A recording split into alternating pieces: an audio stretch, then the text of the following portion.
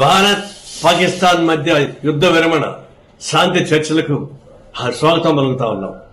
ఇది ఒక విధంగా ఎప్పుడైనా యుద్ధం అనేది మానవాళికి వ్యతిరేకమైంది. అంటే టెర్రరిస్ట్ ఇంకా ప్రమాదకారి. అందరూ టెర్రరిస్టులను అంతం చేయడానికి కావాల్సిన ఏర్పాటు చేయాల్సిందే.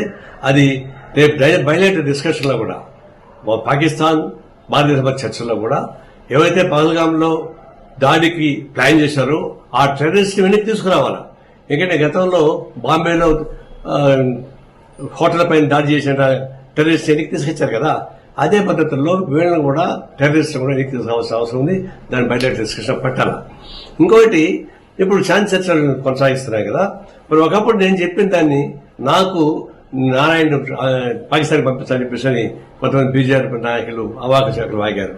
ఇప్పుడేమంటారు, ఇప్పుడు మోడీని పంపించాలన్నా పాకిస్తాన్కి? అనేక మంది చనిపోయారు, 26 మంది చనిపోయారు, ముఖ్యపక్షాన్ని పెళ్లి చేయడం సరిపోయింది. అంత బాధ వాళ్ళకంతా కాంపెన్సేషన్ ఎవరు ఇస్తారు? వాటిపైన ఎవరు బాధ్యత ఇస్తారు? మరి అవన్నీ లేకుండా ఎందుకు సీజ్ ఫైర్ అయ్యారు? ఎందుకు పీఓకి ఎందుకు ఆక్రమించుకోవడం ఇష్యూ చేశారు?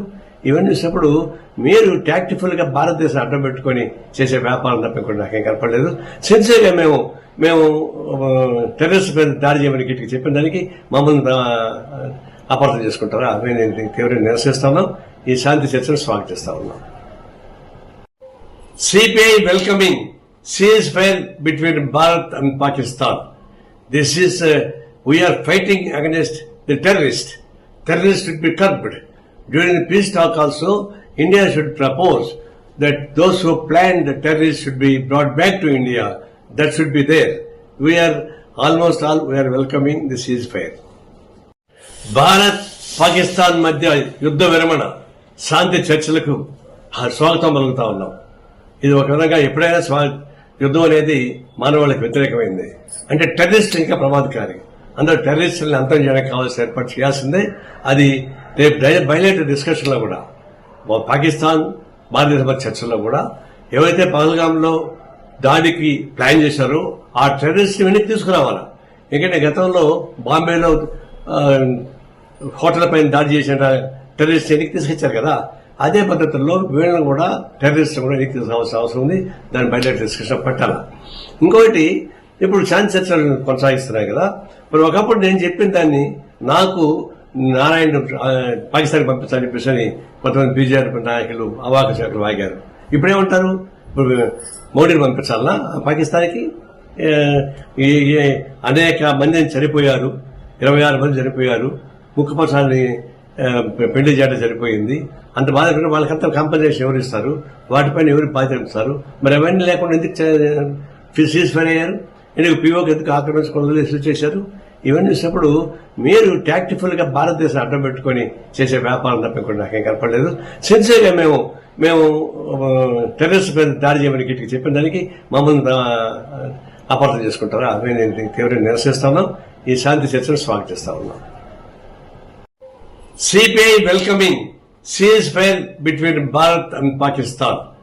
This is we are fighting against the terrorist. Terrorists should be curbed.